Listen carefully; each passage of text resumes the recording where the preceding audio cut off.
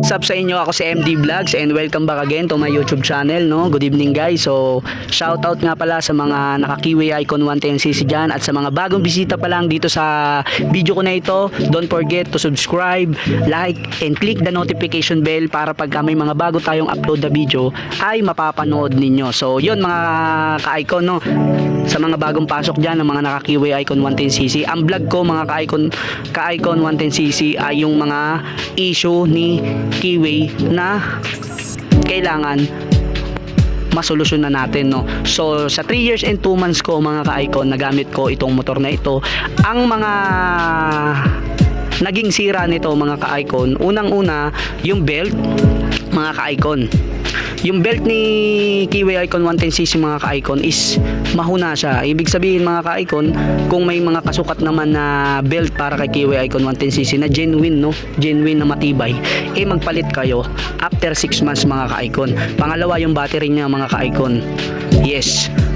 Yan din yung naging issue ng motor ko, yung battery niya, no? So yung battery niya mga ka-icon, mas maganda palitan ninyo ng genuine or mas magandang klase na baterya, no, para sa motor natin na ito. Next natin mga ka-icon, yung regulator mga ka-icon. Magpalit kayo after 1 year ng regulator. Yung regulator, siya yung pinaka source of power niya mga ka-icon. Hindi porket bago yung battery ninyo tapos hindi nagpo-push start yung motor ninyo.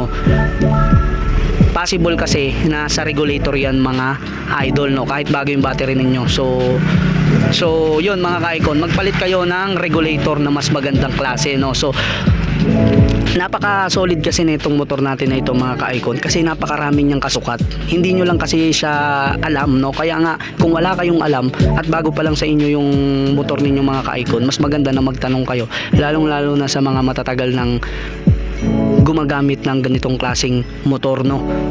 Magtanong kayo kung ano nga ba yung mga dapat ninyong palitan. So yung regulator, pinalitan ko ng Bit FI mga ka-icon, no. Regulator pang Bit FI mga ka-icon. Yung belt mga ka-icon pang Bit FI mga ka-icon. So yung ano, maraming nagtatanong sa akin ng MDL mga ka-icon, sobrang genuine ng MDL na yan, pati yung bracket, dahil sa mismong kasa ko na yan binili ng SYM, no. Kaya solid yung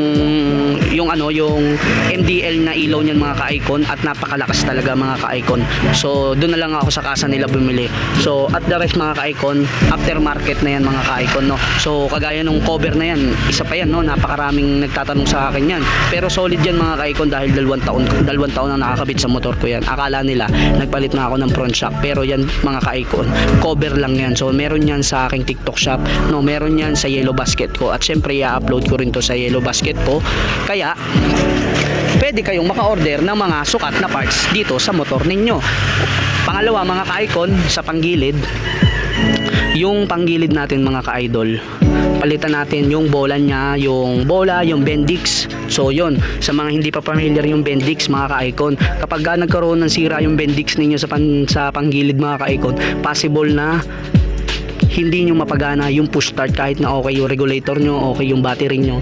Yung Bendix sa panggilid mga ka-icon, para siyang cup na may spring. So pag bumigay yung spring mga ka-icon, kapag tumatakbo kayo at pinipiga nyo yung throttle nyo mga ka-icon, umiingay siya. Yung Bendix na yung mga ka-icon, mahalaga rin yun, kaya pinalitan ko na yung Bendix ko ng pang Bit FI, no. So kapag bigla naman kayong namatayan mga ka-icon, kapag bumabiyahe kayo mga ka-icon, galawin nyo lang yung minor doon sa upuan mga ka-icon. Meron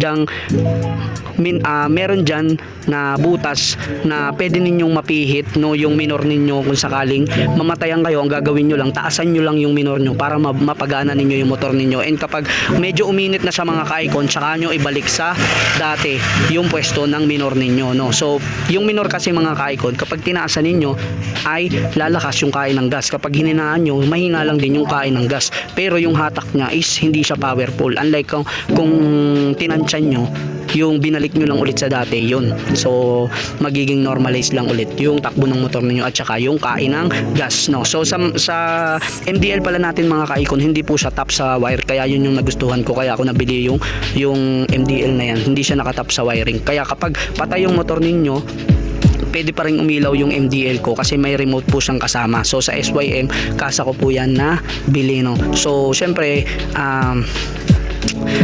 yung mga issue niya, syempre yung pa lang naman yung nai-experience ko dito sa motor na ito sa looban ng 3 taon at 2 buwan. Biruin nyo yung 3 taon at 2 buwan mga ka-icon, no? So kung mahinang klase yung motor natin mga ka-icon, di siya tatagal ng ganun. At depende rin kasi yan sa nag-aalaga mga ka-icon. Tingnan nyo yung flarings ko mga ka-icon, no? Mukha pa rin siyang bago. So every time kasi na lumalabas ako, may dala ako talagang panabon sa motor ko. Lagi ko siyang tinatabunan, no? Kaya hindi nag-iiba yung kulay ng flarings ko, no? Kaya syempre mga ka-icon, depende pa rin sa paggamit, no? So yun pa lang naman yung issue ng motor ko mga ka-icon, at yung caliper mga ka-icon, para hindi kayo mahirapan maghanap ng brake pad kay Keyway Icon 110cc. Swak po sa kanya yung Beat FI na caliper. Ayan, so kapag ka syempre nagpalit kayo ng brake ng caliper na pang Beat FI, syempre yung brake pad nyo pang Beat FI na lang din yung orderin niyo kapag na pudpud na yung brake pad ninyo. Yung shoe brake mga ka-icon, yan meron din tayo niyan sa TikTok shop mga ka-icon, no? Sa Yellow Basket yung shoe brake, no? Napakamumura lang naman mga ka-icon ng shoe brake, no? So yung mga switch dito mga ka-icon, ayan yung mga switch na yan, ayan yung mga switch na yan, signal light, busina, ayan, push start, ayan. So meron yan sa Yellow Basket ko mga ka-icon, at sobrang mura lang din yun. Sukat na yun dyan mga ka-icon, no? Kaya hindi na kayo mahihirapan kung magpapalit kayo ng mga switch niya na bago, no? So ano pa ba? Yung bracket niya mga ka-icon, meron ako niyan sa Yellow Basket ko, yung sec bracket. Swak po yan dyan sa motor natin na Keyway Icon 110cc, no?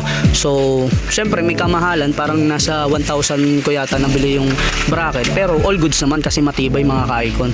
And yung top box, syempre pagka may bracket na kayo, hindi na kayo mahihirapan na maghanap kahit anong top box yung bilhin nyo dyan. Syempre ito mga ka-icon, mas maganda, dagdagan natin ng accessories kagaya nito. Yan, isa rin yan sa nagpapaganda sa motor natin, no? So syempre available din yan sa aking Yellow Basket. All goods naman mga ka-icon. Sa 3 years and 2 months na gamit ko sa mga ka-icon, yun lang yung issue niya, yun lang yung issue ng motor na ito. Kaya nagtataka ako mga ka-icon sa mga user ng Keyway Icon 110cc dito kung bakit nila binabalik agad sa kasa, kung bakit nila binibenta ng murang halaga, kung bakit nila pina-parts out, di ba?